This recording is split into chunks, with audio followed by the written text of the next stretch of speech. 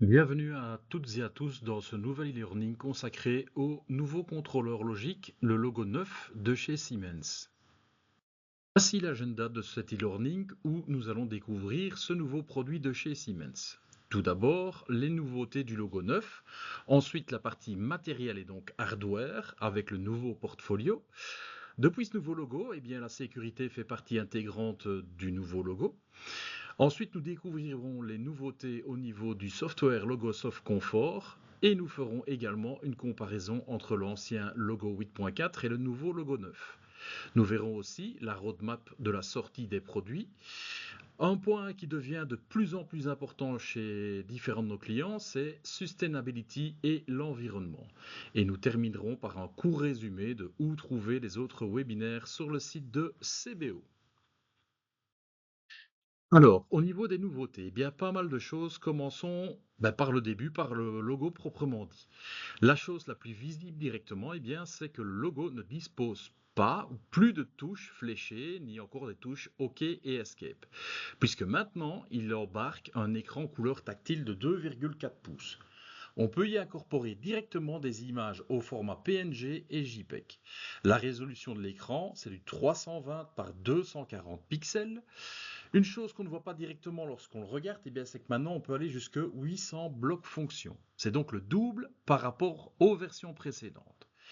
Il y a aussi une belle nouveauté, eh bien, c'est que maintenant on peut aller jusque 64 entrées digitales, 60 sorties digitales, 16 entrées analogiques et 16 sorties analogiques.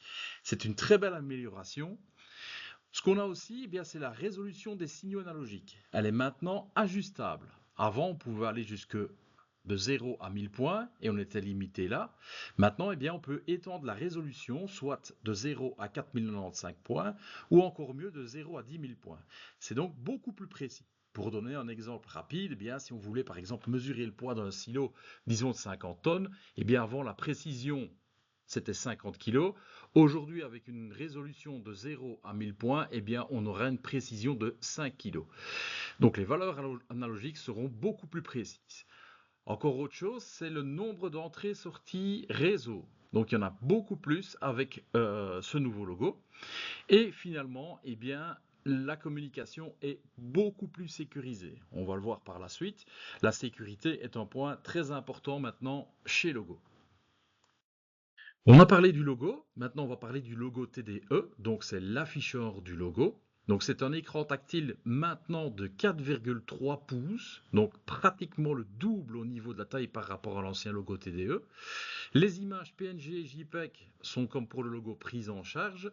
La résolution est de 480 par 272 pixels. Il dispose toujours de deux ports Ethernet, comme pour l'ancienne génération du logo TDE. Et finalement, la communication est aussi plus sécurisée. Donc, le logo TDE, si vous l'avez connu, aujourd'hui, bien, c'est remplacé par un écran couleur tactile de 4,3 pouces avec toutes ces spécificités dont je viens vous parler. Place à présent au portfolio. Alors déjà une chose très importante, qui dit nouvelle génération de logo, dit forcément nouvelles extensions. Donc un point important, les modules d'extension des versions précédentes ne sont plus compatibles avec cette nouvelle version. Dès lors, il ne sera pas possible juste de remplacer le basic module d'une ancienne génération par une nouvelle et de laisser les extensions d'ancienne génération avec ce nouveau module. Ça ne fonctionnera pas. Même chose, si vous avez un logo basic module d'ancienne génération et que vous ajoutez des extensions de version 9, eh bien ça ne fonctionnera pas non plus. Une chose également très importante, vous ne la voyez pas tout de suite, mais la sortie se fera en deux temps. Tout d'abord, et dès maintenant, le logo proprement dit, avec toujours les mêmes versions qu'auparavant. Donc en 24 VDC, ou en 12-24 VDC, ou encore en 24 volts AC ou DC, et finalement toujours une version 230 volts. Le logo 9 existe également toujours sans écran, avec toujours les mêmes possibilités au niveau des tensions dont je viens de parler.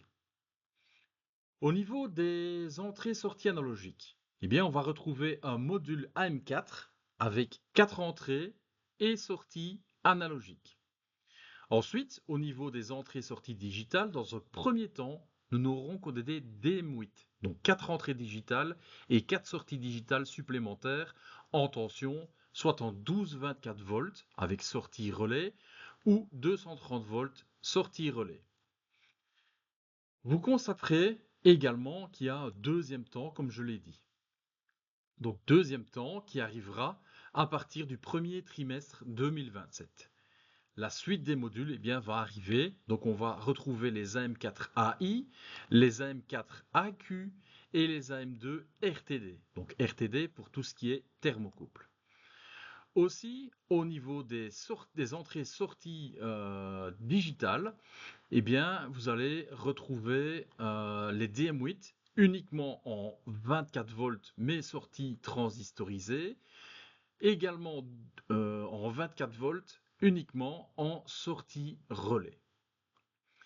Enfin, on aura les modules DM16, soit en 24 volts transistor, 24 volts relais ou 230 volts relais. Donc pour rappel, un DM16, c'est 8 entrées digitales et 8 sorties digitales.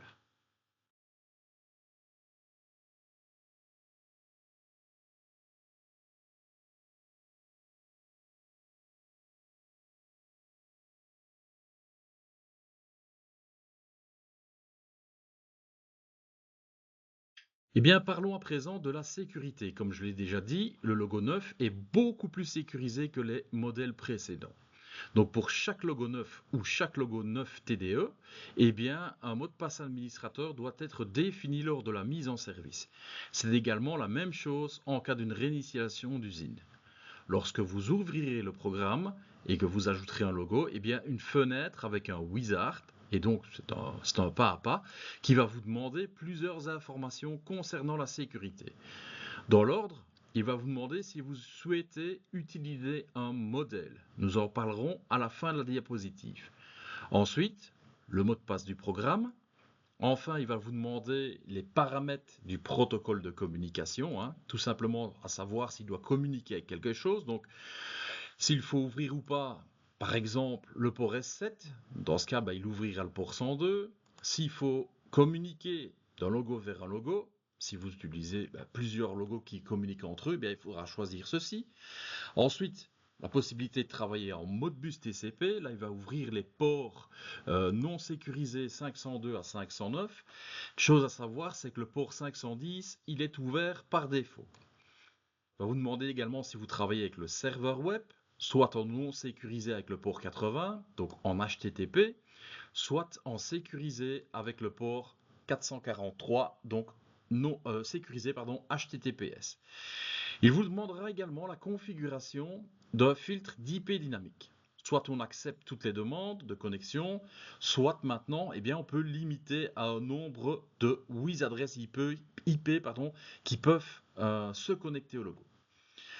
Ensuite, les paramètres de certificat et de confiance. Donc un certificat, c'est quoi? C'est ce qui permet de connecter un appareil de façon totalement sécurisée. On peut y ajouter des certificats externes d'appareils tiers, par exemple. Attention, une remarque, c'est qu'un certificat a une durée de validité. Pour tout ce qui est logo Soft Confort et TDE, ce sont des certificats internes, donc il n'y a besoin de rien faire. Puis vous allez avoir les paramètres de contrôle d'accès. UMAC, ça veut dire User Management Access Control. Et là, vous allez pouvoir définir jusque 4 rôles prédéfinis, tels que administrateur, maintenance, opérateur et uniquement visualisation, donc viewer. Finalement, en tout dernier, vous pourrez sauvegarder tous ces paramètres dans un modèle. C'est donc ce que je parlais au début du slide. Donc un modèle, c'est quoi? Au lieu de toujours remplir toutes ces questions et que vous travaillez toujours de la même façon, vous pouvez juste dire au début du wizard, je veux utiliser ce modèle et tous les paramètres, ils seront appliqués directement. Une petite astuce, si vous ne souhaitez pas utiliser de sécurité, créez un modèle sans mot de passe. Cela va vous faciliter la tâche pour le développement de votre programme. Au niveau du software à présent, nouveau logo, donc nouveau software, on ne le dira jamais assez. Donc vérifiez déjà si vous utilisez un nouveau logo, si vous êtes bien sur la dernière version du logiciel Logosoft Confort.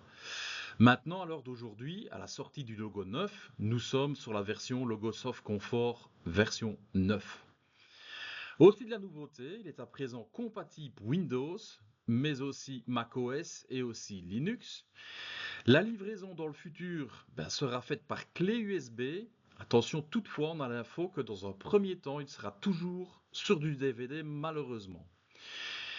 Si vous n'avez pas la dernière version du Logosoft Confort, mais que vous avez une version antérieure, rassurez-vous, vous pouvez toujours télécharger l'upgrade et le mettre à jour directement via le site de Siemens. Une chose qui est nettement aussi améliorée, c'est que maintenant Logosoft Confort embarque le logo Web Editor. Donc on n'a plus besoin de deux softs séparés, tout se fait dans la même version du software. Et en plus à présent, il est possible de directement stimuler votre page web personnalisée et votre logo. Donc vous pouvez tout simuler avant de charger. Avant, il fallait tester live et parfois apporter des corrections au niveau du logo Web Editor. Aussi, on va retrouver pour la partie page web personnalisée une table de tags, ce qui est aussi beaucoup plus facile pour travailler. Lors de nos campus en présentiel, nous ne manquerons pas de vous montrer ceci, comment ça fonctionne. Je rappelle encore une fois que le dernier logiciel Logosoft Confort est compatible avec l'ensemble de tous les logos depuis sa création. Donc pas de panique, c'est vraiment compatible. Alors pas mal de choses et d'améliorations pour ce petit module logique qu'on vient de voir. Si on compare maintenant le nouveau logo 9 et la version précédente, donc le logo 8.4, quelles sont les améliorations ? On vient de le dire, le programme du logo et du logo Web Editor sont maintenant dans un seul logiciel et il est possible de simuler tout programme et page web en même temps. Donc on n'a plus besoin de tester en live. On peut aussi charger tout d'une fois maintenant. Donc avec un seul clic, on peut charger l'ensemble. Le nouveau soft est compatible avec Windows, mais aussi macOS et Linux. Il y a plus de blocs fonctions, c'est tout simplement le double. Le logo maintenant utilise aussi la virgule flottante jusque 32 bits avec une valeur plus précise et une meilleure résolution. La sécurité, on va le voir par la suite, est bien renforcée et il offre la possibilité d'avoir une liste de 4 rôles au niveau UMAC. Il offre donc une communication sécurisée entre logos. Donc avec toute cette sécurité, il respecte les exigences du Cyber Resilience Act de l'Union européenne. Et finalement, il embarque un écran couleur tactile directement. Alors une chose aussi qui est très importante, si on regarde les deux versions, vous voyez qu'en version 8.4, les entrées digitales on ne pouvait en mettre que 24. Aujourd'hui, c'est 64. Les sorties digitales, on pouvait en mettre 20, maintenant c'est 60.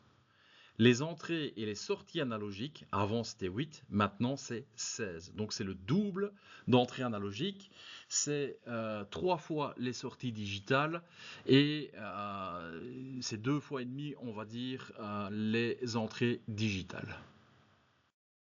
Donc, pour rappeler la roadmap, l'annonce du nouveau logo, c'est faite au salon Light et Building début mars à Francfort. Les premiers logos et extensions sont attendus assez rapidement chez CBO, je vais dire courant juin. Je vous invite à venir le découvrir lors de notre salon technologie du 2 juin au 4 juin au Palais du Heysel. Le reste, arrivera à partir du premier trimestre 2027. Un point qui est de plus en plus important pour différents de nos clients, c'est tout ce qui est sustainability et l'environnement. C'est aussi un point très important pour CBO qui a encore reçu une médaille d'or cette année avec EcoVadis. Le logo 9 réduit de 30% le volume et le poids de 10% par rapport à la version précédente. Donc un point aussi important, le nouveau logo peut travailler avec des températures allant jusqu'à moins 20 à 55 degrés, alors qu'avant c'était de 0 à 55 degrés. Aussi, ben, toute la documentation environnementale est bien sûr disponible. Un dernier point, je rappelle que tous nos e-learning sont enregistrés et sont ensuite accessibles à souhait sur notre webshop à l'adresse www.cbo.be. Pour les retrouver, eh bien, je vous invite à vous rendre sur le site et vous rendre dans l'onglet Découvrir plus. Ensuite, choisissez Formation et événements. Une fois la page ouverte, simplement choisir Découvrez toutes nos formations campus en ligne. À partir de là, eh bien, vous choisissez Industrial Automation et vous allez avoir tous nos campus en ligne qui sont accessibles. Donc il n'y a pas que le logo, il y a les variateurs de fréquence, il y a du réseau, il y a pas mal de petites choses à voir. J'ajouterai également que plusieurs campus en présentiel dans nos différentes filiales seront donnés prochainement sur base du nouveau logo, le logo neuf. Merci de m'avoir suivi et à très bientôt.